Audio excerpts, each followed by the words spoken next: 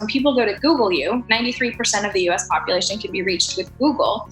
The first thing that typically comes up with your name is your LinkedIn profile. And so if someone goes to that profile and you don't have a picture, and you're not sharing any content, they go, well, who the heck is this person? In this era of reviews and being able to kind of see what people have done, if you're not there, that'll bring up more questions. Well, why doesn't this person have LinkedIn? They say they're a marketing expert. Why aren't they there?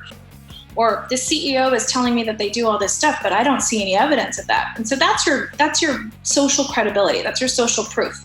So building that out and making sure that you're establishing connections on there is hyper important to your success. Because again, people are curious. They're going to want to look each other up and you want to be there.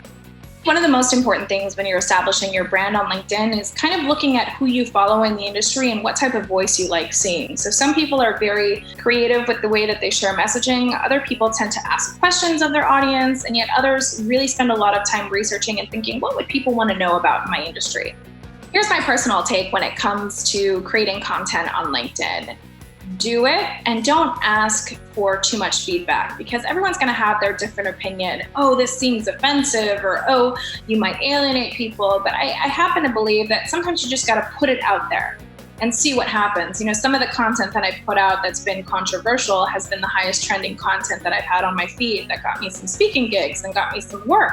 And so I think when you put your heart on your sleeve and you share from that, people are always going to be offended. That's just the state of the game. But you get too many opinions, too many people giving their feedback. Now it's losing your voice and your tone. And what you bring to the table that's different from anybody else is how you view the world and what you bring, again, to that table.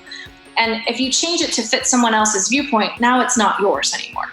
So if you're in marketing or you're coaching or you're an executive and you want to get your thought leadership brand out there, remember to give more than you take. And so once you start figuring out, hey, I like sharing content, or I like commenting on small things that happen on a daily basis, you have to do it consistently.